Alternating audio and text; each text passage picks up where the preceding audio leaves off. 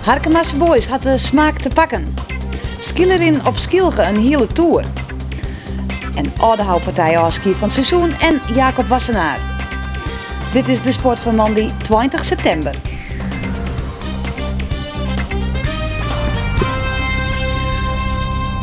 Goeien en welkom bij Boppenslag. Voetbalkeertsen en skielerien in deze uitsturing, maar ik omtinken voor Sielen. We volgen dit weekend Pieter-Jan Postma uit Ter Kapelle. Hij had één doel. 2012 op de Olympische Spelen skitterie in de finklasse. Maar eerst voetbal, want Harkemasse Boys maken tot nota een poer beste indruk in de topklasse. Trainer Henk de Jong liet zijn ploeg mooi voetballen, maar betieren ontbreekt het nog wat aan effectiviteit. Sneu nam Harkemasse Boys het op in de noemerlijst ARC uit Alphen aan de Rijn. En om Boppen in meidraaien te blijven, moet je in sokkenwedstrijden geen punten lezen litten. Harkemasse Boys begint sterk aan de wedstrijd en gaat voeten dadelijk op jacht naar de openingstreffer. Maar Martijn Barto op Dennis Krone. En dat is het eerste schot van de wedstrijd. Het komt in de hand van keeper Aaron Balk. Skokker. Prachtige opening op Martijn Barto. Barto, knap. En dan het schot. En het is 1-0 voor Harkemasse Boys. Martijn Barto. Prachtig kapt er Magiel van Maarseveen uit.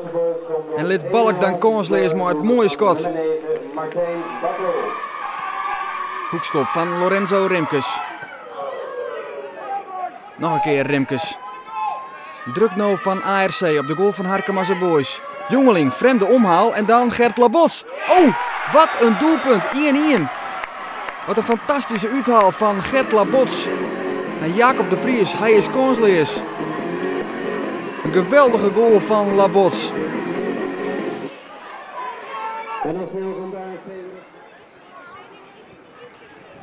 Skokker. Barto kopt terug op Jorrit Schra, die in het veld kwam is voor Jongeling. Een training dan op Schra. En een vrije trap op een mooi plakje voor Harkemasse Boys. Krijgt het boet in het strafschopgebied. Oebele Skokker. Hij zit achter de bal. Skokker. Oh, onderkant Lotte. Maar een mooie vrije trap van Oebele Skokker. En zo bloedt het 1-1. Vellinga op Barto. Dat is een overtreding, maar het speel maar er ook in. Schra. En dan fluit het scheidsrechter Bellinga alsnog voor de overtreding op Barto. Erdem Jeni. Jeni. Oh! Weer zo'n prachtig doelpunt. 2-1 voor Harkemasse Boys. Wat een geweldige vrije trap van Erdem Jeni. De bal is lang onderwijs en flint prachtig oer keeper Balk heen. Ale de Boer. Barto. Laat hem klaar voor Skokker. Onvolk het verder via Dennis Krone. Krone op Bishop en Bishop zit oer. En zo zet Harkemasse Boys gewoon in de tweede helte. De kansen binnen voor de ploeg van Henk de Jong. Reinder Slager. Barto.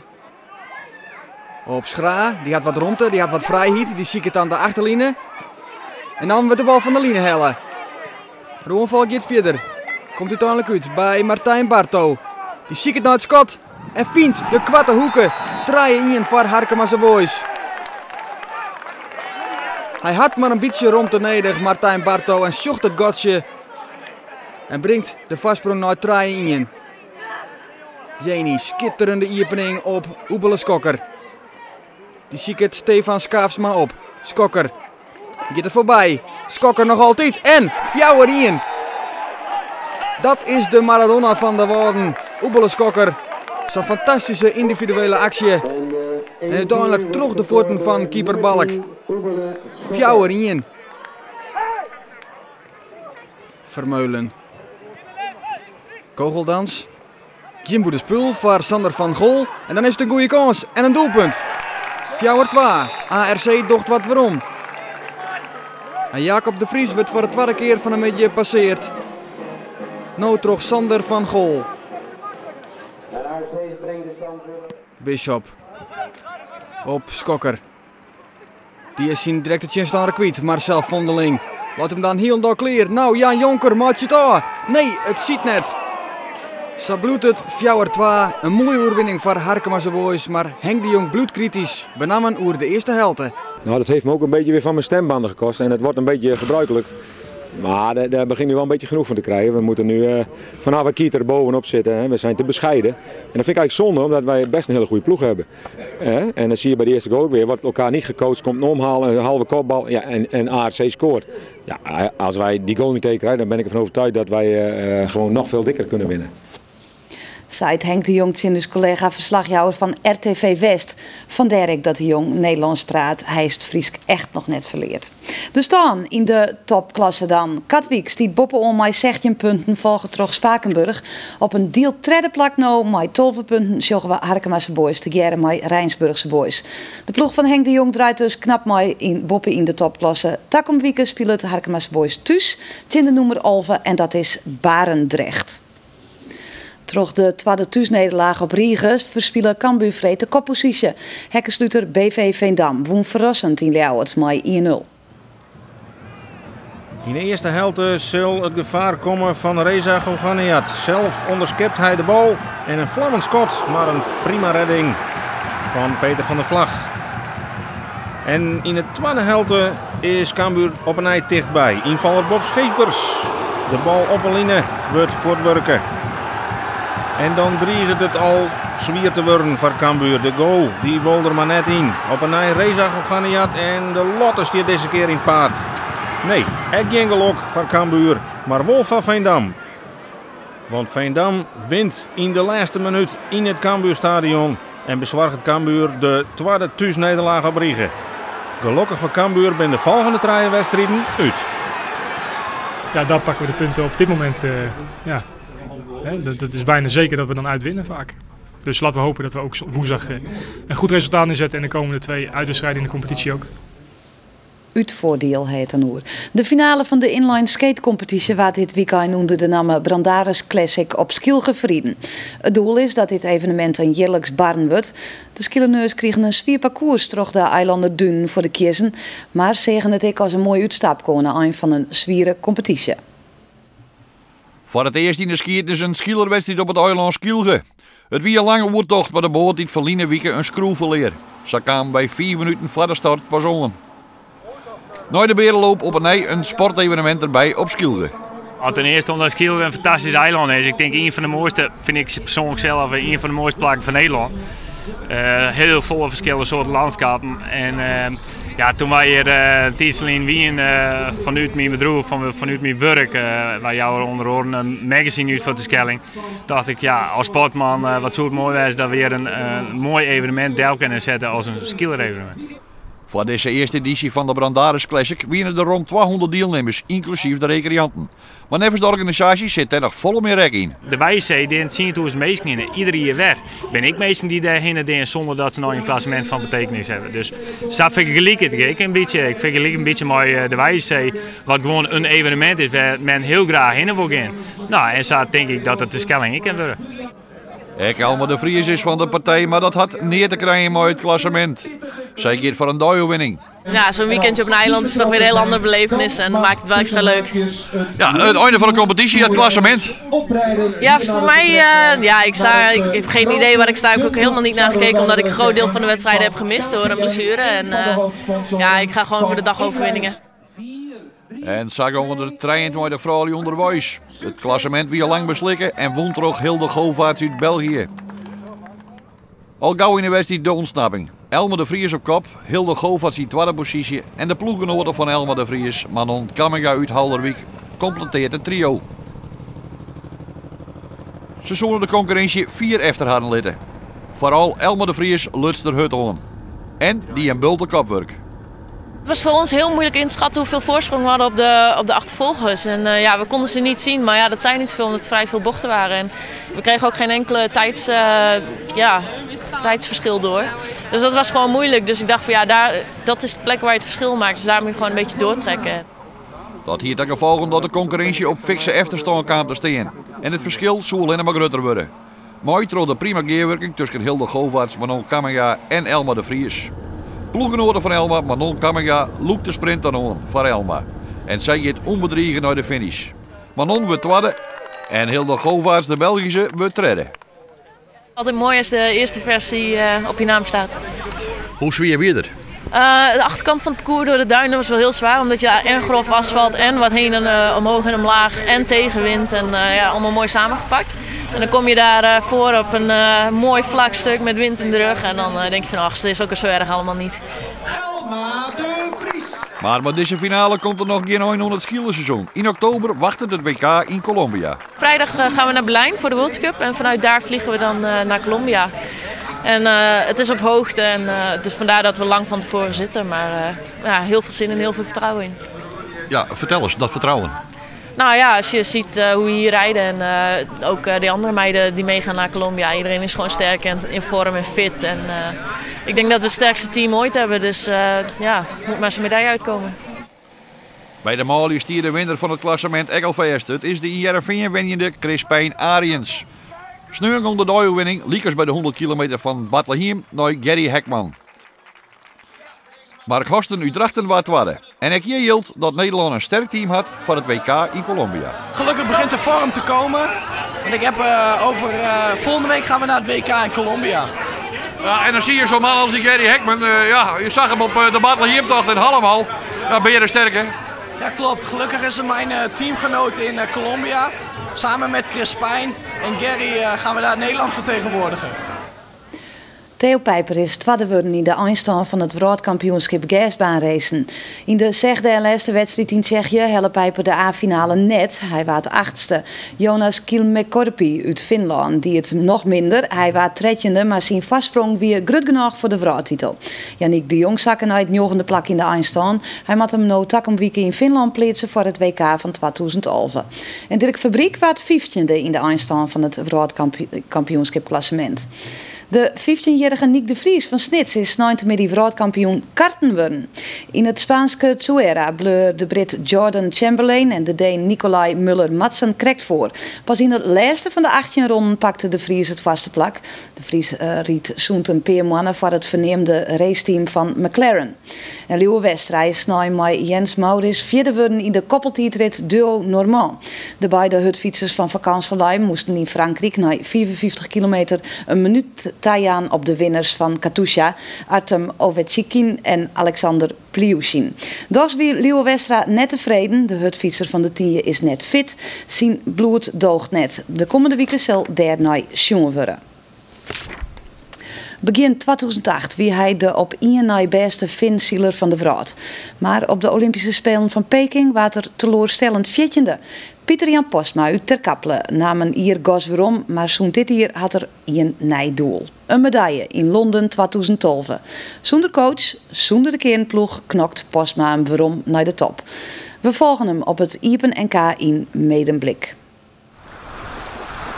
Nou, welkom in de Finn. Zitten we dan. Bij het zeilen zijn 2 dingen belangrijk. Eén is, je wil zo snel mogelijk gaan. Dat is altijd, dat is veel gevoel. Schumacher, een van de voorbeelden, die voelt altijd heel goed in zijn stuur en in zijn schoot. En om een boot hard te laten gaan moet je alles heel precies afstellen en heel goed voelen. Dat is één.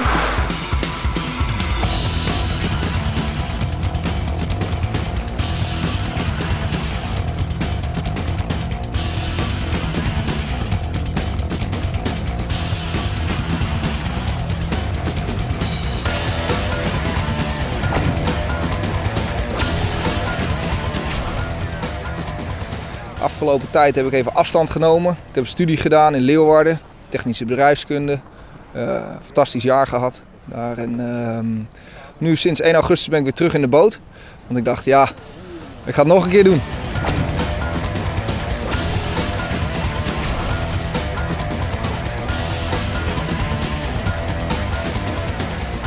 En het tweede ding bij het zeilen is de richting. Welke kant ga je op? We zijn vandaag in Medemblik en dan zie je overal verschillende winden en verschillende vlagen, verschillende wolken. En de wind die draait de hele tijd. Dus het tweede ding gaat over beslissingen. Om de goede beslissing te maken wanneer de wind draait. Ah, dat is zeilen. voelen en beslissen. Simpel. Aron Snijn weer de derde en beslissende dag van het Iepen NK Finzielen. En Pieter-Jan Posma draait een heel best kampioenschap.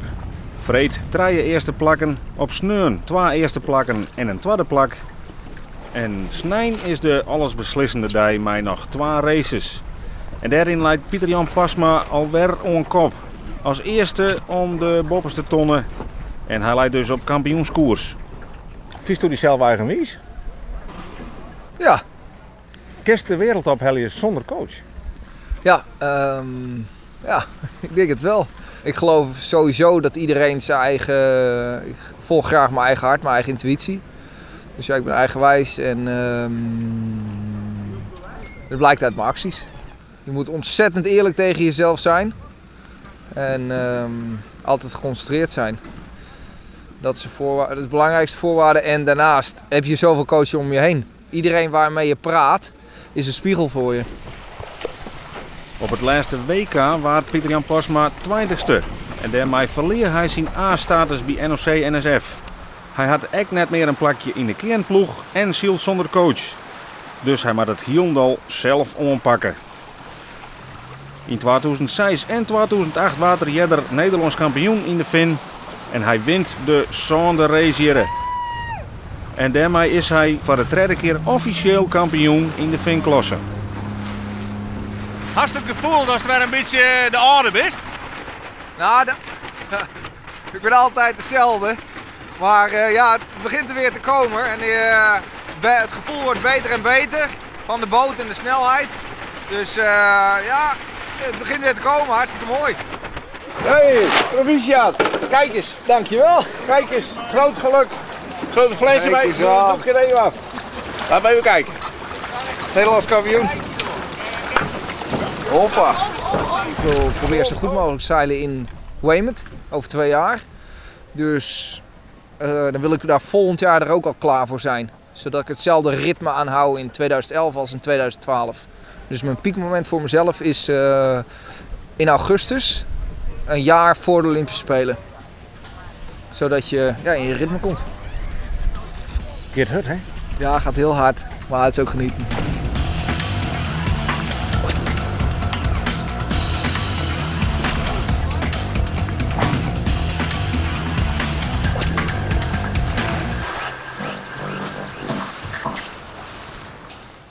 Pieter-Jan Posma, die komt er wel. Traditioneel is het de laatste keertspartij van het seizoen, de Oudehoutpartij in Ljouwert. En ik dit hier wordt er weer naam van gewoon keertsers. In de eerste omloop zaggen we hoe Johan van der Meulen verliest en daarmee van nou afscheid neemt van het haardklasse keertsen. Hij zit volgend jaar keertsen in de hoogste klasse van het Jeu de Piloot in België. Nou ja, je mag natuurlijk wel, het is uiteindelijk mijn afscheid. Het moet blijken dat het mij verdocht in België en mocht dat zo wezen, ja, dan zit ik misschien een peerseizoen keertsen. Maar mocht het net zo wezen, ja, dan zit ik in het Friese keertsen, dan wordt het even mooi, denk ik. Het is net een definitieve afscheid van het Friese keertsen dit. Nee, maar wat is het definitieve afscheid nemen van het Friese keertsen? Dat hoeft net beslist op haardklasniveau te wezen. Dat kan ik op eerste klasniveau wezen, maar leuke gezellige maat. Ik werd er afscheid van Johannes Boersma. Maar zijn 23 jaar had hij nog net de pensioenleeftijd. Maar na 1 jaar in de haardklasse had hij er mee op. Doordat Daniel Iseger in de eerste omloop eruit gaat, is hij wis van de overwinning van het puntenklassement. Gertella van der Bos wordt uitgeroepen als beste keertser van het seizoen. En uiteindelijk nog eens een keer de finale van Oudehout. Maar zijn maten Reense Pieter Hiemstra en Peter de Boer neemt uit optie Pieter van Althuis. Die hier verkeerd deel komt en het uitschreeuwt van de Pine. Hij had zijn scouter uit te komen en mat naar het ziekenhuis. Zijn maten, Teke Triemstra en Thomas van Suden, kunnen voor de laatste punten op een stand van 4 van 4 nog een vervanger opstellen. Maar die moet wel nuchter wezen en dat is een probleem. Dan krijgen we dit tafereel. Teke vreeg het aan Johan van der Meulen hoeveel bier has de 102, zei Johan. Nou ja, misschien ik wil treien en dat kun je dus net er ook in. Dan maar naar Rutmer van der Meer. Kist misschien? Nou ja, ik ga wel wat horen, maar het kan wel. Mooi, dan doen we dat, zei Teke. En dus mag Rutmer van der Meer de laatste punten meekeersen. Het wordt nog 4 wisten liek, maar op Skinner 6 maakt het Gert Anne van der Bos het A. Van Zuiden kan de keerts net voorbij. Van der Bos wint echt de Oudehoutpartij. Hij wint het puntenklassement en weet, hoe kan het ik hoors, ik nog uitroepen, dat kening. Volgens mij is het net mogelijk om een beter seizoen te keersen dan dit. Wat denk je toch? Nou, dat denk ik niet. Je gaat Sandy Kroon van het hier en hij het net zo dienen. En nog even vooromkomen op het vervangen van Pieter van Althuis. De regel weer toch heel duidelijk. De keertser er maar geen bier op haar. Nee, maar ik ben heel eerlijk. Ik heb wel een bier gehad. Dus ik heb die zijn. Ja. Oh? Ik heb wel ik tekens van huis erbij. Ja. En ik heb net zo volle handen in die mate dat ik niks meer kon. Je ziet op de tribune, dus ik zie het ook gebeuren. Maar ik kan wel zeggen dat ik een bier gehad heb. Ja. En hier in die maat niet een probleem mee. Ik heb het zijn dus. Ja. Oké. Hoeveel pilsjes hast je hoor? Ik heb echt één gehad, ja. Hoeveel? Eén. Eén? Eén bier. Of hier is toch meer zoen? Jonken Johan van der Meulen en Johannes Boersma namen juist er nog een keertje afski van het haatklasse keertsen. Jacob Wassenaar is 29 jaar, maar hij houdt er nou mee op.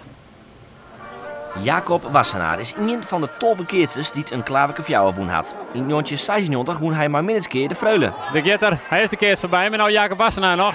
En die gaat hem echt voorbij, minstens wint je de Freulen. Oh, wat kan weer prachtig weer om, maar ze gaan krek te kwad. Zijn Peter Cinema, Rijn Faber en Jacob Wassenaar. Maar minstens woen Jacob ook de Jong Nederland Partij en de Boerspartij. En dat leidt Chris Wassenaar hier en hoe groot die hegemonie is. Mooie zitbal, mooi dat hij deze Boerspartij. In 2002 wint Jacob met Rutmer van der Meer en zijn neef Cornelis Terpstra heel verrassend als eerste klasse op de Tour de PC. Bal voor in elkaar zitten, maar die is te let, die is square. De 149 de PC is waar Rutmer van der Meer, Jacob Wassenaar en Cornelis Terpstra. In diezelfde neef is in 2004 zijn Tjistander in de finale van de PC die Jacob keerst met zijn broer Chris. Komt er mooi zien oren in. Brengt die bal voor bij Jacob Wassenaar. En nu de bal afboven. Ja, de bal is boven. De 112 de PC. Dit nou in de toer van Rutmer van der Meer, Jacob en Chris Wassenaar.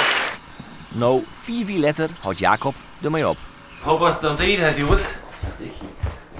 Dit hast zelf al je bij elkaar samen of? Nee, daar heb ik niet voor gelogen. Het is meer met dingen. Ja. Ja, dat begon het mooi, hè? Ja. Wees nog. Begon het mooi, maar dat wie wel een van de mooiste inderdaad. Toen, dat hier en die er nou dan. Nou ja, dan hebben we zo wat woon, dus dan weet je wel echt van ik wil wat trots zetten. En dan weet ik dat het kan. Ik weet niet welke hier het weer, maar dat zie ik nou dat ik de bond toen ik woon, hè? Die dat hier zag volle. Toen jij maar Rutmer van Meer en mij. En Chris. En mijn Chris Wassenaar, ja. Die broer. Ja. Ja, prachtig hier natuurlijk. Van me ging toen zo'n 50 punten, dus dat wie, ja, dat wie super. Hoe speciaal wie dat? Keert ze maar niet broer? Ja, de hier ik altijd nooit jongen natuurlijk.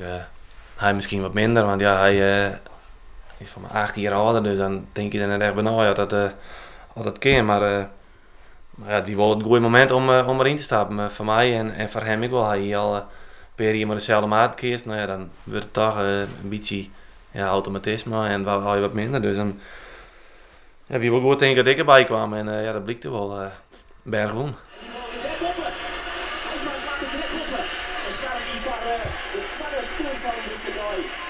Hoe is dit om dit hebben rond te zien? Ik zie nou wel dat het wel moeilijk hier toen op dat moment. Ja. Dus ja, dat weet ik eigenlijk niet. Dat gaat dan samen voorbij. En dat weet ik nou eigenlijk niet meer. Maar als je dan denkt, ja, die was super mooi. Ik sta net op dat moment en als het nou misschien bromsje was van, hè? Ja, dat was mooi, zo'n PC. Waarom had ik daar helemaal op? Nee, dat denk ik net. Ja, dan ben ik van al die druk te houden eromheen, die verplichting zeg maar. Dat is dan straks lekker voor. Ja. Dat is helemaal nooit. Nou pakt Jacob voor de laatste keer zijn tas in. Voor de laatste partij van het seizoen en daar treffen we Heid Wassenaar. Ik vind het wel jammer. Maar ja, wat dat is zo. Ja. Het houdt een keer op. Die wel mooi. Ja, prachtig. Wij hebben mooie jaren gewoon altijd. En ze heb ik altijd knap mooi dingen. Dat scheelt ik dan hoor. Ja, dan ben je net het soort mensen die zeggen kennen dat je het was van de PC woon ha. Nee. En dat één keer. Nee, dat weer de allermooiste dag. Ik weet dat hij weer in een huis toen en nou, hij zei ik zat daar met mijn Chris keert. Ik zei ik hoop in je ding om ooit de PC die eigenlijk helemaal. Nou ja, toen lukte dat hier ik dan. Nou, dat vond ik geweldig. Dat is het mooiste moment. Ja, dat is het mooiste moment. Ja. Op de orde houdt met Jacob afski nemen maar je wedstrijd van alles onder de hang. En dan is het dus in één dien.